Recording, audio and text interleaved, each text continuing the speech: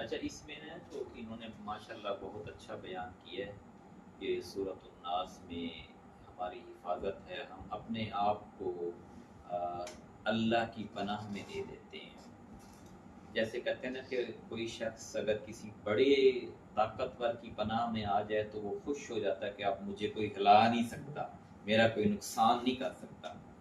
تو دنیا کی جو بڑی طاقت ہے وہ تو اللہ تعالیٰ کی ذات ہے نا، تو اللہ کی ذات کی پناہ میں ہم جب اپنی جسم کو، جان کو، روح کو دے دیتے ہیں تو پھر شیطان اور جو چاہے جنوں کی شکل میں ہو یا انسانوں کی شکل میں ہو وہ ہم پر اثر انداز نہیں ہو سکتا، یا اگر کوشش بھی کرے گا تو اس کی کوشش رائیگاں جائے گی۔ یہ صورت اور اس سے جو پہلی صورت ہے سورۃ الفلق، یہ ان کو ترجمے کے ساتھ یاد کرنا چاہیے اور بار بار یہ ہم دعا کریں کہ یا اللہ میں بس اپنے آپ کو تیری پناہ میں دیتا ہوں۔ جیسے انہوں نے کہا کہ انسان جتنا بھی طاقتور ہو جائے نا تو وہ وسوسوں سے نہیں بچ سکتا، وسوسے آتے ہی رہتے ہیں، چاہے جتنا بڑی نیک ہو، پاکیزہ ہو، پرہیزگار ہو۔ اکثر دیکھیں آپ نے لوگ بڑے پاکیزہ پرہیزگار ہوتے ہیں اور پھر ایک وقت آتا ہے کہ وہ بالکل ہی پھر جاتے ہیں، کیونکہ شیطان جن اور انسان کی شکل میں ان کے پیچھے ہوتا ہے،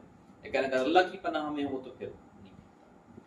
اس میں ایک اور بات یہ ہے کہ اس میں اللہ تعالیٰ نے جو 3 خوبیاں بیان کی ہیں نا، اس کو میں آپ لوگوں کو تھوڑا سا آسان انداز میں سمجھاؤں گا۔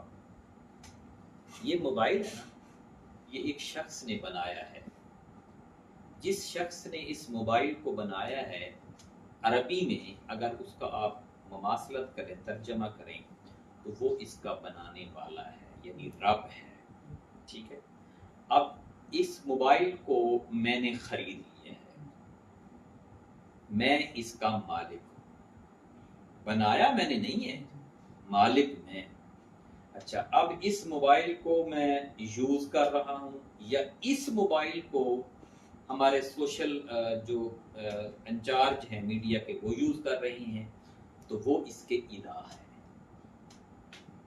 اللہ کہتا ہے کہ میں آپ کا رب ہوں، یعنی بنایا بھی میں نے ہے، بادشاہ بھی میں ہوں، آپ کا مالک بھی میں ہوں، کسی اور کے بندے نہیں ہو تم، کسی اور کی پراپرٹی نہیں ہو، میری پراپرٹی ہو، اور چلاؤں گا بھی میں ہی، طریقہ کار بھی میں ہی بتاؤں گا۔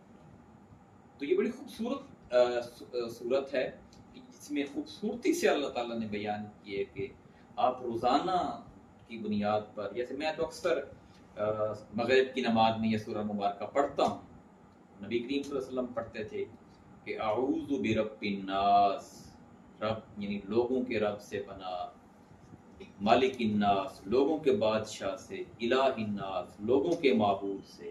رب بنانے والا، بادشاہ مالک ہوتا ہے، اور الہ جو ہے وہ جس کا حکم چلتا ہے اس کو الہ کہتے ہیں۔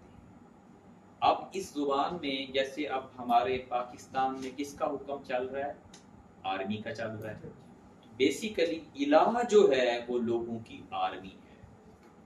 اگر وہ آرمی اللہ کے حکم کے مطابق اپنا حکم چلا رہی ہے تو پھر اللہ الہ ہے۔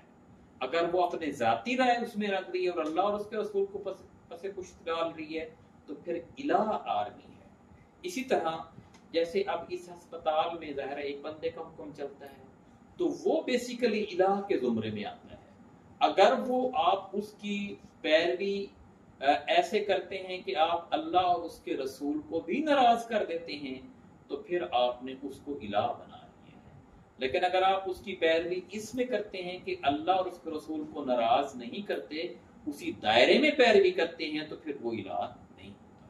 یہ اس میں آپ کو کلیئر ہو گیا ہے، یعنی یہ مطلب ہوتا ہے الہ۔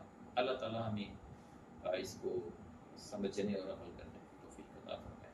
سورۃ الفلق پہ ہم کل پڑھیں گے۔